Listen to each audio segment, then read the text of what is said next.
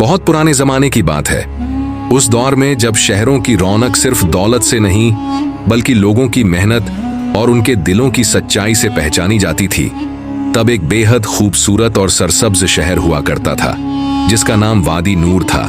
यह शहर चारों तरफ से ऊंचे पहाड़ों और हरे भरे बागों से घिरा हुआ था। सुबह के वक्त जब सूरज की पहली किरणें उन पहाड़ों की चोटियों को छूतीं, तो पूरा शहर सुनहरी रोशनी से नहा उठता। हवा में फूलों की खुशबू घुली रहती और दूर दूर से आने वाले मुसाफिर इस शहर की खूबसूरती देखकर दंग रह जाते। वादी नूर सिर्फ अपनी इमारतों के लिए मशहूर नहीं था, बल्कि वहां के लोगों की नेकदिली और मेहनत भी पूरे मुल्क में मिसाल मानी जाती थी। शहर की गलियां साफ सुथरी थीं, बाजारों में हमेशा रौनक रहती और हर तरफ काम करने वाले कारीगरों की हथौड़ों की आवाजें सुनाई देती, जो पत्थरों और लकड़ियों को तराश कर उन्हें खूबसूरत शक्ल देते रहते थे। उसी शहर के एक बेहद सादे और खामोश मोहल्ले में एक नौजवान रहता था जिसका नाम अमान था। अमान की उम्र मुश्किल से 25 साल होगी, मगर उसकी आंखों में एक ऐसी गहराई और सुकून था जो बहुत कम लोगों में देखने को मिलता है। उसके चेहरे पर हमेशा एक हल्की सी मुस्कान रहती और उसकी पेशानी पर ऐसा नूर चमकता जैसे उसके दिल में कोई बहुत बड़ी रोशनी बसती हो। जो भी इंसान पहली बार अमान को देखता, उसे यह महसूस जरूर होता कि यह लड़का बाकी लोगों से थोड़ा अलग है। उसकी चाल में सादगी थी, उसकी आवाज में नरमी थी और उसके हर काम में एक अजीब सी तसल्ली और ठहराव दिखाई देता था। अमान के वालिद कभी वादी नूर के सबसे मशहूर कारीगरों में गिने जाते थे। वह पत्थरों को इस तरह तराशते थे कि साधारण पत्थर भी उनकी छेनी के नीचे आकर किसी नायाब कलाकृति में बदल जाता था। शहर की कई पुरानी इमारतें उन्हीं के हाथों की बनाई हुई थीं और लोग दूर दूर से उनके काम को देखने आते थे। मगर वक्त का अपना एक तरीका होता है। जब अमान अभी छोटा ही था, तभी उसके वालिद और वालिदा इस दुनिया से रुखसत हो गए। एक ही झटके में अमान की जिंदगी से वह साया उठ गया जिसके नीचे वह बचपन से पलता आया था। अब इस बड़ी दुनिया में वह बिल्कुल अकेला रह गया था। मगर अमान के दिल में कभी शिकायत नहीं आई। उसने कभी किस्मत को कोसा नहीं और ना ही अपने हालात पर अफसोस किया। उसे अपने रब पर पूरा यकीन था। वह हमेशा कहता था कि अगर इंसान का दिल साफ हो और उसकी नीयत सच्ची हो तो अल्लाह उसे कभी अकेला नहीं छोड़ता। शायद यही वजह थी कि इतनी कम उम्र में भी अमान के चेहरे पर एक अजीब सा सुकून दिखाई देता था। अमान ने अपने वालिद का ही पेशा अपना लिया था। वह पत्थरों को तराशने का काम करता था, मगर उसका काम सिर्फ मजदूरी नहीं था, बल्कि उसके लिए यह एक इबादत जैसा था। जब वह पत्थर के सामने बैठता और अपनी छेनी और हथौड़ा उठाता, तो ऐसा लगता जैसे वह पत्थर से कोई राज की बात कर रहा हो। उसकी हर चोट में एक लय होती और हर लकीर में एक सोच छिपी होती। धीरे धीरे साधारण पत्थर उसकी मेहनत से एक खूबसूरत नक्श में बदल जाता। अमान के पास ना कोई बड़ा कारखाना था और ना ही कोई खास औजार। वह शहर के बड़े तामीराती कारखानों में मजदूरी करता था। सुबह सूरज निकलने से पहले वह उठ जाता। सबसे पहले वह वुजू करता और फिर अपने छोटे से कमरे में खड़े होकर तहज्जुद की नमाज पढ़ता। उसके बाद फज्र की अजान होते ही वह मस्जिद चला जाता और नमाज अदा करके अपने काम की तरफ निकल पड़ता। दिन भर वह भारी पत्थरों को उठाता, उन्हें काटता और तराशता। यह काम बहुत मुश्किल होता था। कई बार उसके हाथों में छाले पड़ जाते और उंगलियों से खून भी निकल आता, मगर उसने कभी शिकायत नहीं की। वह हमेशा कहता था कि हलाल मेहनत में जो सुकून होता है वह दुनिया की किसी दौलत में नहीं मिलता। अमान की एक और खासियत थी जिसने उसे शहर के बाकी कारीगरों से अलग बना दिया था। वह सिर्फ पत्थर नहीं तराशता था, बल्कि हर पत्थर में कोई ना कोई एहसास भर देता था। जब वह किसी मेहराब या खिड़की का नक्श बनाता तो उसमें एक ऐसी नफासत होती कि देखने वाला देर तक उसे देखता रह जाता। लोग अक्सर कहते कि अमान के हाथों में कोई खास बरकत है। वह जिस पत्थर को भी छू लेता है उसमें जान सी आ जाती है। धीरे धीरे शहर के लोगों में अमान का नाम मशहूर होने लगा। हालांकि वह सिर्फ एक साधारण मजदूर था, मगर लोग उसके बनाए हुए नक्शों की तारीफ करते नहीं थकते थे।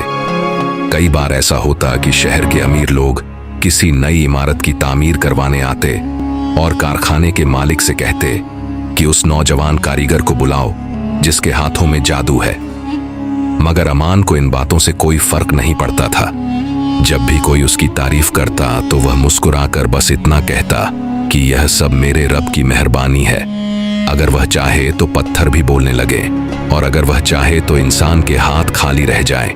उसी शहर में अमान का एक चचेरा भाई भी रहता था जिसका नाम जाहिद था। जाहिद और अमान बचपन में साथ खेला करते थे, मगर जैसे जैसे वह बड़े हुए उनके रास्ते अलग हो गए। जाहिद के वालिद शहर के सबसे अमीर ताजिरों में से एक थे। उनके पास कई कारखाने थे और शहर की बड़ी बड़ी तामीरात उनके ही हाथों से होती थीं। उनके इंतकाल के बाद ये सारी दौलत और कारोबार जाहिद को मिल गया। जाहिद के पास दौलत की कोई कमी नहीं थी। उसके पास बड़े बड़े कारखाने थे, सैकड़ों मजदूर उसके लिए काम करते थे और शहर के अमीर लोग भी उससे अदब से पेश आते थे। मगर इतनी दौलत के बावजूद उसके दिल में सुकून नहीं था। वह बहुत घमंडी और तंगदिल इंसान था। उसे गरीब मजदूरों से कोई हमदर्दी नहीं थी और वह उन्हें सिर्फ एक औजार की तरह समझता था।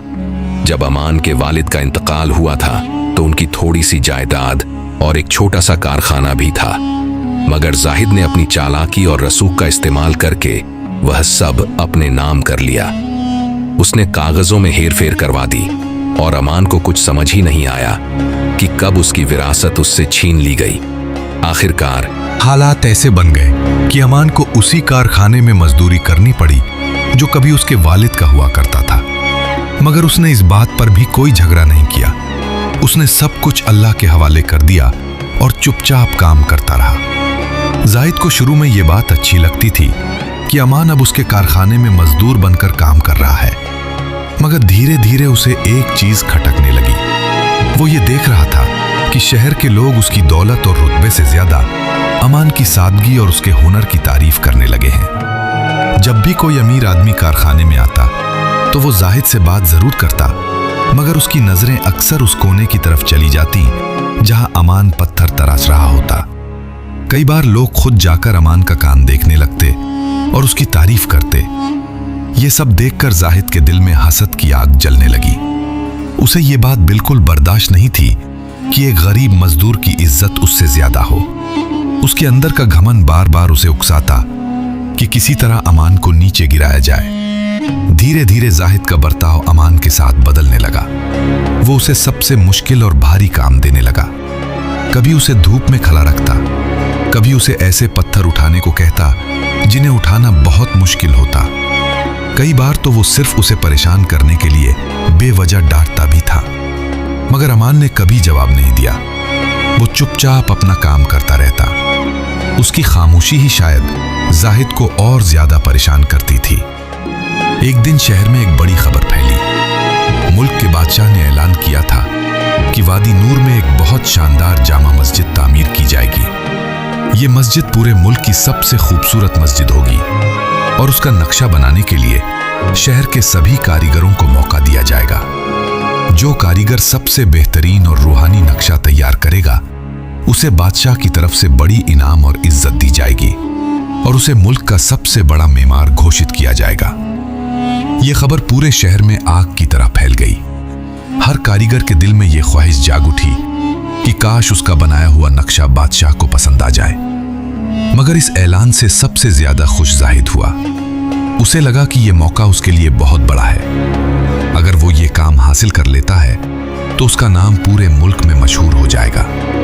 उसने उसी दिन अपने कारखाने के सभी कारीगरों को बुलाया और उन्हें हुक्म दिया कि वो दिन रात मेहनत करके मस्जिद का सबसे बेहतरीन नक्शा तैयार करें। कई दिनों तक कारखाने में यही काम चलता रहा। कारीगर अलग अलग नक्शे बनाते और जाहिद उन्हें देखता, मगर कोई भी नक्शा उसके दिल को पूरी तरह मुतमईन नहीं कर पा रहा था। उधर अमान अपने छोटे से कमरे में बैठा रातों को चिराग की हल्की रोशनी में कुछ लकीरें खींचता रहता। उसके दिल में मस्जिद का एक ऐसा नक्शा बन रहा था जो सिर्फ पत्थरों की इमारत नहीं बल्कि एक रूहानी जगह की तस्वीर थी। वो हर लकीर खींचते वक्त अल्लाह का नाम लेता और उसकी आंखों में एक अजीब सी चमक दिखाई देती। एक रात जब पूरा शहर गहरी नींद में डूबा हुआ था, अमान अपनी चटाई पर बैठा उस नक्शे को पूरा कर रहा था। बाहर हल्की हवा चल रही थी और चिराग की लौ कभी धीमी तो कभी तेज हो रही थी। मगर अमान का ध्यान पूरी तरह उस कागज पर था, जिस पर धीरे धीरे एक ऐसी मस्जिद की तस्वीर उभर रही थी जिसे देखकर किसी का भी दिल सजदे में झुक जाए। उसे खुद भी एहसास नहीं था कि उस रात वो सिर्फ एक नक्शा नहीं बना रहा, बल्कि अपनी किस्मत की एक नई कहानी लिख रहा था। उस रात अमान ने अपने दिल में उठने वाले हर एहसास को उस कागज पर उतार दिया था। उसकी उंगलियां जैसे किसी अदृश्य ताकत के इशारे पर चल रही थीं। कभी वो एक मीनार की लकीर खींचता, कभी गुंबद का घेरा बनाता, कभी मेहराब की नफासत को संवारता। हर लकीर के साथ वो धीमी आवाज में अल्लाह का नाम लेता जाता। उसके चेहरे पर थकान जरूर थी, मगर आंखों में एक अजीब सी रोशनी चमक रही थी। ऐसा लगता था जैसे उसके दिल में कोई रूहानी तस्वीर पहले से मौजूद हो और उसका हाथ सिर्फ उसे कागज पर उतार रहा हो। काफी देर की मेहनत के बाद आखिरकार वो नक्शा मुकम्मल हो गया। अमान ने गहरी सांस ली और कुछ देर तक उस कागज को देखता रहा। उसके सामने जो नक्शा था वो किसी साधारण इमारत का नहीं, बल्कि एक ऐसी मस्जिद का था जिसकी बनावट में सादगी के साथ एक गहरी रूहानियत भी मौजूद थी। मीनारें ऊंची मगर नफासत से भरी हुई थी। गुंबद ऐसा लगता था जैसे आसमान की तरफ उठते हुए सजदे की शक्ल बना रहा हो। मेहराबों की बनावट इतनी खूबसूरत थी कि देखने वाले को ऐसा महसूस हो जैसे वो किसी नूरानी जगह में दाखिल हो रहा हो। अमान के होठों पर हल्की मुस्कान आ गई। उसने उस कागज को बड़े एहतियात से मोड़ा और अपने सिरहाने रख दिया। फिर उसने चिराग बुझाया और चटाई पर लेट गया। सारी रात की मेहनत के बाद उसकी आंखें खुद ब खुद बंद होने लगीं और कुछ ही पलों में वो गहरी नींद में चला गया। उसकी नजर उस नक्शे पर पड़ी।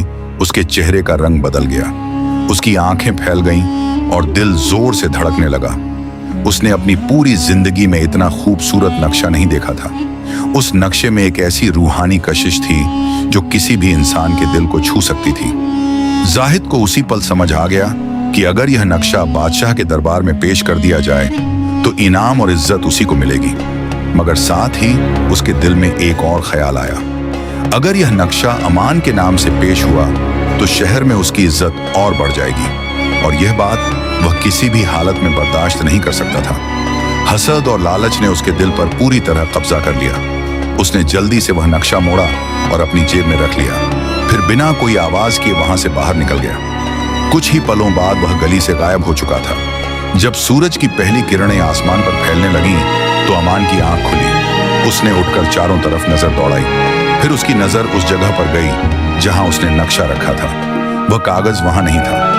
पहले तो उसे लगा शायद वह कहीं और रख दिया होगा। उसने चटाई के नीचे देखा, कमरे के कोने कोने में तलाश किया, मगर नक्शा कहीं नहीं मिला।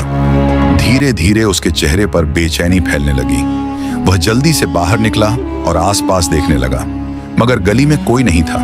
उसके दिल में अचानक एक ख्याल कौन था। उसे याद आया कि सुबह सुबह जाहिद को उसी गली में जाते हुए देखा गया था। अमान का दिल जोर से धड़कने लगा। वह तेजी से जाहिद के कारखाने की तरफ चल पड़ा। जब वह वहां पहुंचा तो कारखाने में हमेशा की तरह मजदूर काम में लगे हुए थे। हथौड़ों की आवाजें गूंज रही थीं। जाहिद बीच में खड़ा होकर काम देख रहा था। अमान धीरे धीरे उसके पास गया और नम्रता से बोला, भाई जाहिद, क्या आपने मेरे कमरे के पास कोई कागज देखा है? मैंने रात भर मेहनत करके एक नक्शा बनाया था, मगर सुबह वह गायब मिला। जाहिद ने उसकी तरफ देखा और होंठों पर एक तिरछी मुस्कान आ गई। उसने ताने भरे अंदाज में कहा, ए फटे हाल मजदूर, तुझे यह हिम्मत कैसे हुई कि तू मुझसे सवाल पूछे? अमान कुछ पल चुप रहा। फिर उसकी नजर जाहिद की जेब पर पड़ी। जेब से वही कागज का कोना बाहर झांक रहा था। अमान का दिल बैठ गया। वह एक कदम आगे बढ़ा और धीमी आवाज में बोला, भाई, यह नक्शा मैंने अपने हाथों से बनाया है। अगर वह आपके पास है तो मुझे वापस दे दीजिए। मैं आपसे कोई इनाम या दौलत नहीं मांगूंगा। जाहिद का चेहरा गुस्से से लाल हो गया। उसे यह बात बिल्कुल बर्दाश्त नहीं हुई कि एक मजदूर उसके सामने इस तरह सच बोलने की हिम्मत करे। उसने तुरंत अपने गुंडों को इशारा किया, इसे पकड़ लो। कुछ ही पलों में 4-5 आदमी अमान पर टूट पड़े। उन्होंने उसे जोर से पकड़ लिया और बेरहमी से पीटना शुरू कर दिया। अमान जमीन पर गिर पड़ा। उसके होंठों से खून बहने लगा, मगर जाहिद का गुस्सा अभी शांत नहीं हुआ था। वह आगे बढ़ा और पास पड़ी लोहे की भारी सलाख उठाई। उसकी आंखों में नफरत चमक रही थी। तू अपने हाथों पर बहुत घमंड करता है ना, आज मैं तेरे यही हाथ तोड़ देता हूँ। यह कहकर उसने पूरी ताकत से सलाख अमान के हाथों पर मार दी। अमान दर्द से चीख उठा, उसकी उंगलियां कांपने लगी।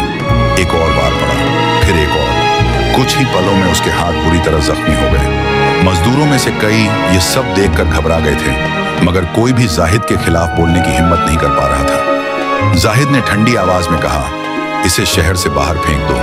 अगर यह दोबारा वादी नूर में नजर आया तो इसे जिंदा नहीं छोड़ना। गुंडों ने अमान को घसीटते हुए कारखाने से बाहर निकाला। वह मुश्किल से होश में था। उसके हाथों से खून बह रहा था और कपड़े फट चुके थे। वे उसे शहर के बड़े दरवाजे तक ले गए और वहां से दूर वीराने में फेंक कर वापस लौट आए। अमान काफी देर तक उसी हालत में पड़ा रहा। धीरे धीरे जब उसे होश आया तो उसने आसमान की तरफ देखा। सूरज ढलने लगा था और हवा में ठंडक घुलने लगी थी। उसके दिल में दर्द जरूर था, मगर शिकायत नहीं थी। वह धीरे धीरे उठकर बैठ गया। उसके हाथ कांप रहे थे, मगर उसने उन्हें अपने सीने से लगा लिया और धीमी आवाज में कहा, ऐ मेरे रब, अगर यह सब तेरी मर्जी से हुआ है तो मुझे सब्र दे। फिर वह लड़खड़ाते कदमों से आगे बढ़ने लगा। उसने शहर की तरफ आखिरी बार देखा, वही शहर जहां उसने अपना बचपन बिताया था, जहां उसके वालिद की यादें थीं, जहां उसने अपना हुनर सीखा था। मगर अब वह शहर उसके लिए पराया हो चुका था। वह चलता रहा, जब तक कि शहर की दीवारें उसकी नजरों से ओझल नहीं हो गई। शाम धीरे धीरे रात में बदलने लगी। सामने घना जंगल शुरू हो गया था। ऊंचे ऊंचे पेड़, अजीब सी खामोशी और हर तरफ फैला अंधेरा उस जगह को डरावना बना रहे थे। मगर अमान के दिल में अब किसी चीज का डर नहीं बचा था। जिस इंसान का सब कुछ छिन चुका हो, उसे वीराने से क्या खौफ। काफी देर भटकने के बाद उसे दूर एक टूटा फूटा किला नजर आया। उसकी दीवारें जगह जगह से टूटी हुई थीं और चारों तरफ झाड़ियां उगी हुई थीं। अमान धीरे धीरे उस खंडहर की तरफ बढ़ा। वह अंदर गया और एक कोने में बैठ गया। उसके शरीर में दर्द था, हाथों में जलन थी और दिल में टूटी हुई उम्मीदों का बोझ। वह अपने घुटनों पर सिर रखकर रोने लगा। उसकी सिसकियां उस वीरान किले की दीवारों से टकराकर गूंजने लगी। उसने आसमान की तरफ देखकर कहा, या अल्लाह, तू ही बेकसों का सहारा है। अगर मैंने कभी किसी का दिल नहीं दुखाया तो आज मुझे इस तन्हाई में अपनी रहमत दे। रात गहरी होती जा रही थी। जंगल में अजीब अजीब आवाजें गूंज रही थीं, मगर उसी खामोशी के बीच एक ऐसा लम्हा आने वाला था जो अमान की पूरी जिंदगी बदल देने वाला था।